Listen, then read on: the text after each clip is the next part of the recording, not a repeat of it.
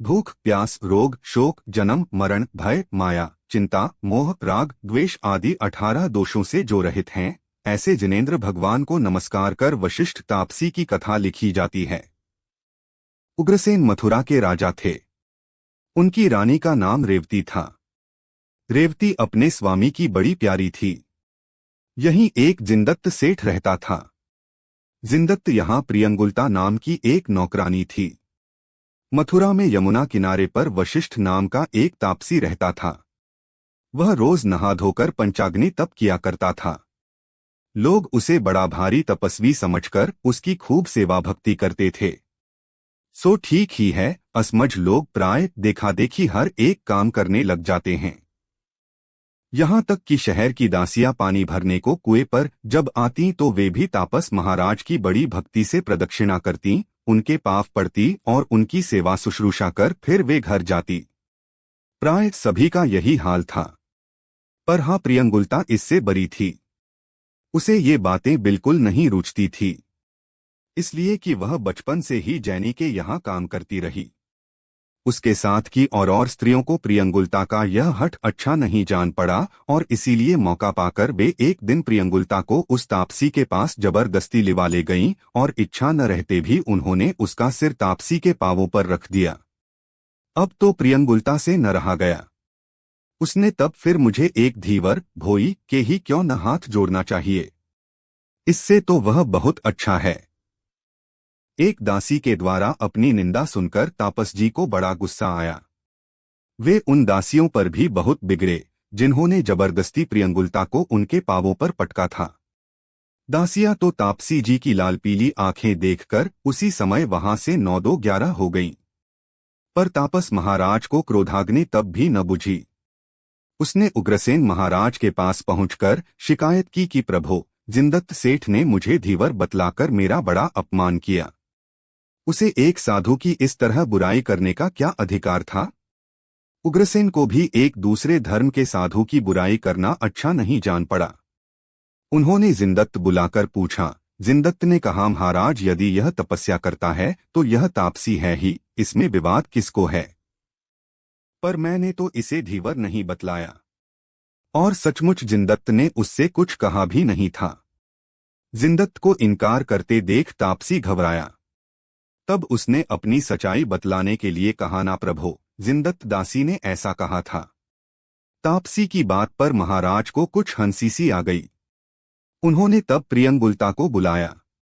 वह आई। उसे देखते ही तापसी के क्रोध का कुछ ठिकाना न रहा। वह कुछ न सोचकर एक साथ ही प्रियंगुलता पर बिगड़ खड़ा हुआ और गाली देते हुए उसने कहा, राड़, तूने मुझे धीवर बतलाया है, तेरे इस अपराध की सजा तो मुझे महाराज देंगे ही। पर देख, मैं धीवर नहीं हूँ, किंतु केवल हवा के आधार पर जीवन रखने वाला एक परम तपस्वी हूँ। बतला तो तूने मुझे क्या समझकर धीवर कहा? प्रियंगुलता तब निर्भय होकर कहा, हाँ, बतलाऊं कि मैंने तुझे क्यों मल्लाह बतलाया था। ले सुन, जबकि तू रोज रोज मच्छियां मारा करता है तब तू मल्लाह तो है ही। तुझे ऐसी दशा से कौन समझदार तापसी कहेगा? तू यह कहे कि इसके लिए सबूत क्या? तू जैनी के यहाँ रहती है, इसलिए दूसरे धर्मों की या उनके साधु संतों की बुराई करना तो तेरा स्वभाव होना ही चाहिए। पर सुन, मैं तुझे आज यह बतला देना चाहती हूँ कि जैन धर्म सत्य का पक्षपाती है। उसमें सच्चे साधु संत ही पूजते हैं। तेरे से ढोंगी बेचारे भोले लोगों को धोखा देने वालों की उसके सामने दाल नहीं गल पाती। ऐसा ही ढोंगी देखकर तुझे मैंने मल्लाह बतलाया और न मैं तुझसे मछली मारने वाली मल्लाहों से कोई अधिक बात ही पाती हूँ। तब बतला, मैंने इसमें कौन तेरी बुराई की? अच्छा, यदि तू मल्लाह नहीं है तो जरा अपनी इन जटाओं को तो झाड़ दे। अब तो तापस महाराज बड़े घबराए और उन्होंने बातें बनाकर इस बात को ही उड़ा देना चाहा। पर प्रियंगुलता ऐसे कैसे रास्ते पर आ जाने वाली थी। उसने तापसी से जटा झड़वा कर ही छोड़ा। जटा झाड़ने पर सचमुच छोटी छोटी मछलियां उसमें से गिरी। सब देखकर दंग रह गए। उग्रसेन ने तब जैन धर्म की खूब तारीफ कर तापसी से कहा, महाराज, जाइए जाइए, आपके इस भेष से पूरा पड़े। मेरी प्रजा को आपसे हृदय के मैले साधुओं की जरूरत नहीं। तापसी को भरी सभा में अपमानित होने से बहुत ही नीचा देखना पड़ा। वह अपना सा मुंह लिए वहां से अपने आश्रम में आया, पर लज्जा, अपमान, आत्मग्लानि से वह मरा जाता था। जो उसे देख पाता वही उसकी ओर अंगुली उठाकर बतलाने लगता। तब इसने यहाँ का रहना छोड़ देना ही अच्छा समझ कूच कर दिया। यहाँ से यह गंगा और गंधवती के मिलाप होने की जगह आया और वहीं आश्रम बनाकर रहने लगा। एक दिन जैन तत्व के परम जानकार वीरभद्राचार्य अपने संघ को लिए इस ओर आ गए। वशिष्ठ तापस को पंचाग्नि तप करते देख एक मुनि ने अपने गुरु से कहा, महाराज, यह तापसी तो बड़ा ही कठिन और असम तप करता है। आचार्य बोले, हाँ, यह ठीक है कि ऐसे तप में भी शरीर को बेहद कष्ट बिना दिए काम नहीं चलता, पर अज्ञानियों का तप कोई प्रशंसा के लायक नहीं।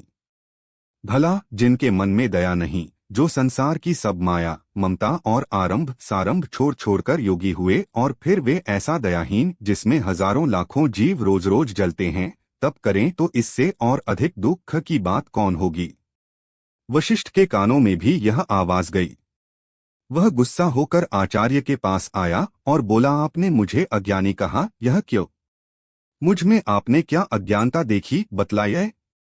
आचार्य ने कहा, भाई गुस्सा मत हो, तुम्हें लक्ष्य कर तो मैंने कोई बात नहीं कही है, फिर क्यों इतना गुस्सा करते हो? मेरी धारणा तो ऐसे तप करने वाले सभी तापसों के संबंध में है कि वे बेचारे अज्ञान से ठगे जाकर ही ऐसे हिंसामय तप को तप समझते हैं। यह तप नहीं है, किंतु जीवों का होम बतलाया। तो अच्छा, एक बात तुम ही बतलाओ कि तुम्हारे गुरु जो सदा ऐसा तप किया करते थे, मरकर तप के फल से कहाँ पैदा हुए? तापस बोला, हाँ, क्यों नहीं कहूंगा, मेरे गुरुजी स्वर्ग में गए हैं। वीरभद्राचार्य ने कहा, नहीं, तुम्हें इसकी मालूम ही नहीं हो सकती। सुनो, मैं बतलाता हूँ कि तुम्हारे गुरु की मरे बाद क्या दशा हुई। आचार्य ने अवधिज्ञान जोड़कर कहा, तुम्हारे गुरु स्वर्ग में नहीं गए, किंतु साफ हुए हैं और इस लकड़े के साथ साथ जल रहे हैं। तापस को विश्वास नहीं हुआ, बल्कि उसे गुस्सा भी आया कि इन्होंने क्यों मेरे गुरु को साफ हुआ बतलाकर उनकी बुराई की। पर आचार्य की बात सच है या झूठ, इसकी परीक्षा कर देखने के लिए यही उपाय था कि वह उस लकड़े को चीर कर देखे। तापसी ने वैसा ही किया, लकड़े को चीरा। वीरभद्राचार्य का कहा सत्य हुआ, सर्प उसमें से निकला।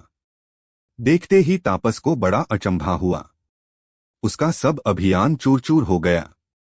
उसकी आचार्य पर बहुत ही श्रद्धा हो गई। उसने जैन धर्म का उपदेश सुना। सुनकर उसके हृदय की आंखें, जो इतने दिनों से बंद थीं, एकदम खुल गईं। हृदय में पवित्रता का सोता फूट निकला।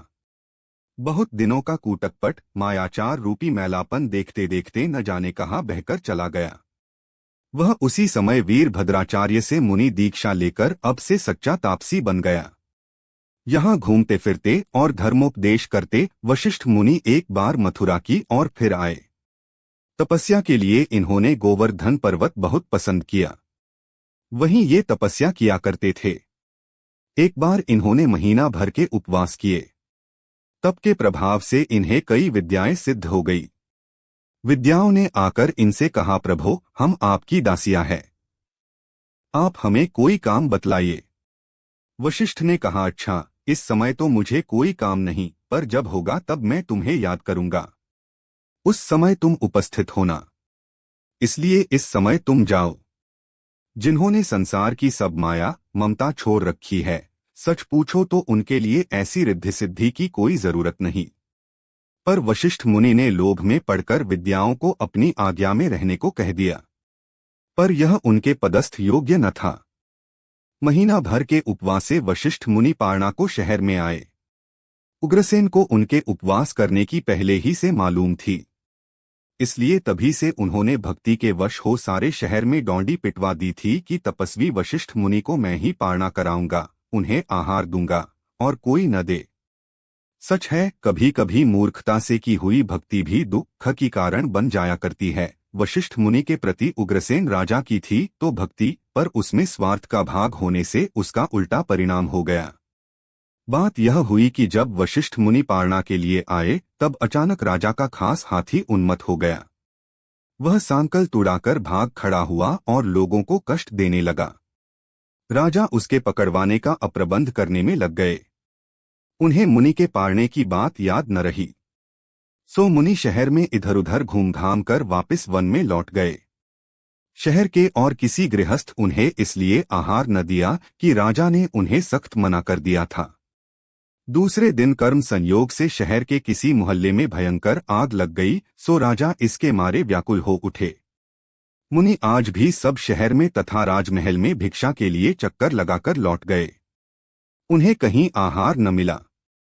तीसरे दिन जरासंध राजा का किसी विषय को लिए आज्ञापत्र आ गया, सो आज इसकी चिंता के मारे उन्हें स्मरण न आया। सच है, अज्ञान से किया काम कभी सिद्ध नहीं हो पाता। मुनि आज भी अंतराय कर लौट गए। शहर बाहर पहुंचते वे गश खाकर जमीन पर गिर पड़े। मुनि की यह दशा देखकर एक बुढ़िया ने गुस्सा होकर कहा, यहाँ का राजा बड़ा ही दुष्ट है, न तो मुनि को आप ही आहार देता है और न दूसरों को देने देता है। हाय, एक निरपराध तपस्वी की उसने व्यर्थ ही जान ले ली। बुढ़िया की बातें मुनि ने सुन ली। राजा की इस नीचता पर उन्हें अत्यंत क्रोध आया। वे उठकर सीधे पर्वत पर गए। उन्होंने विद्याओं को बुलाकर कहा, मथुरा का राजा बड़ा पापी है, तुम जाकर फौरन ही मार डालो। मुनि को इस प्रकार क्रोध की आग उगलते देख विद्याओं ने कहा, प्रभो, आपको कहने का हमें कोई अधिकार नहीं, पर तब भी आपके अच्छे के लिहाज से और धर्म पर कोई कलंक न लगे कि एक जैन मुनि ने ऐसा अन्याय किया। हमने संकोच होकर कहेंगी कि इस वेप के लिए आपकी यह आज्ञा सर्वथा अनुचित है और इसीलिए हम उसका साथ देने के लिए भी हिचकती है। आप क्षमा के सागर हैं, आपके लिए शत्रु और मित्र एक ही से हैं। मुनि पर देवियों की इस शिक्षा का कुछ असर नहीं हुआ।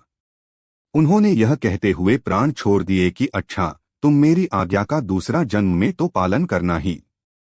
मैं दान में विघ्न करने वाले इस उग्रसेन राजा को मारकर अपना बदला अवश्य चुकाऊंगा।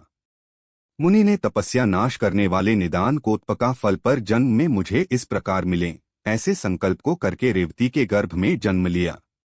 सच है, क्रोध सब कामों को नष्ट करने वाला और पाप का मूल कारण है। एक दिन रेवती को दुर्बल देखकर उग्रसेन उससे पूछा, प्रिय, दिनों दिनों तुम ऐसी दुबली क्यों होती जाती हो? मुझे तुम्हें चिंतातुर देख बड़ा खेद होता है। रेवती ने कहा, नाथ, क्या कहूँ, कहते हृदय का पता है। नहीं जान पड़ता कि होनहार कैसा है। स्वामी, मुझे बड़ा ही भयंकर दोहला हुआ है। मैं नहीं कह सकती कि अपने यहाँ अब की बार किस अभागे ने जन्म लिया है। नाथ, कहते हुए आत्मग्लानि से मेरा हृदय फटा पड़ता है। मैं उसे कहकर आपको और अधिक चिंता में डालना नहीं चाहती। उग्रसेन को अधिकाधिक आश्चर्य और उत्कंठा बढ़ी। उन्होंने बड़े हठ के साथ पूछा, आखिर रानी को कहना ही पड़ी। वह बोली, अच्छा नाथ, यदि आपका आग्रह ही है तो सुनिए, जी कड़ा करके कहती हूँ। मेरी अत्यंत इच्छा होती है कि मैं आपका पेट चीरकर खून पान करूं। मुझे नहीं जान पड़ता कि ऐसा दुष्ट दोहला क्यों होता है। भगवान जाने। यह प्रसिद्ध है कि जैसा गर्भ में बालक आता है, दोहला भी वैसा ही होता है। सुनकर उग्रसेन को भी चिंता हुई, पर उसके लिए इलाज क्या था। उन्होंने सोचा, दोहला बुरा या भला, इसका निश्चय होना तो अभी असंभव है, पर उसके अनुसार रानी की इच्छा तो पूरी होनी ही चाहिए। तब इसके लिए उन्होंने यह युक्ति की कि अपने आकार का एक पुतला बनवाकर उसमें कृत्रिम खून भरवाया और रानी को उसको इच्छा पूरी करने के लिए उन्होंने कहा। रानी ने अपनी इच्छा पूरी करने के लिए उस पाप कर्म को किया। वह संतुष्ट हुई। थोड़े दिनों बाद रेवती ने एक पुत्र जना। वह देखने में बड़ा भयंकर था। उसकी आंखों से क्रूरता टपकी पड़ती थी। उग्रसेन ने उसके मुंह की ओर देखा तो वह मुट्ठी बांधे बड़ी क्रूर दृष्टि से उनकी ओर देखने लगा। उन्हें विश्वास हो गया कि जैसे बांसों को रगड़ से उत्पन्न हुई आग सारे वन को जलाकर खाक कर देती है, ठीक इसी तरह से कुल में उत्पन्न हुआ दुष्ट पुत्र भी सारे कुल को जड़ मूल से उखाड़ फेंक देता है। मुझे इस लड़के की क्रूरता को देखकर भी यही निश्चय होता है कि अब इस कुल के भी दिन अच्छे नहीं हैं। यद्यपि अच्छा बुरा होना दैवाधीन है, तथापि मुझे अपने कुल की रक्षा के निमित्त कुछ न कुछ यत्न करना ही चाहिए। हाथ पर हाथ रखे बैठे रहने से काम नहीं चलेगा। यह सोचकर उग्रसेन ने एक छोटा सा सुंदर संदूक मंगवाया और उस बालक को अपने नाम को एक अंगूठी पहराकर हिफाजत के साथ उस संदूक में रख दिया। इसके बाद संदूक को उन्होंने यमुना नदी में छुड़वा दिया। सच है, दुष्ट किसी को भी प्रिय नहीं लगता। कौशाम्बी में गंगाभद्र नाम का एक माली रहता था। उसकी स्त्री का नाम राजोदरी था। एक दिन वह जल भरने को नदी पर आई हुई थी। तब नदी में बहती हुई एक संदूक उसकी नजर पड़ी। वह उसे बाहर निकाल अपने घर ले आई। संदूक को राजोदारी ने खोला। उसमें से एक बालक निकला। राजोदरी उस बालक को पाकर बड़ी खुश हुई, कारण कि उसके कोई लड़का बाला नहीं था। उसने बड़े प्रेम से इसे पाला पोसा। यह बालक कांसे की संदूक में निकला था, इसलिए राजोदरी ने इसका नाम भी कंस रख दिया। कंस का स्वभाव अच्छा न होकर क्रूरता लिए हुए था।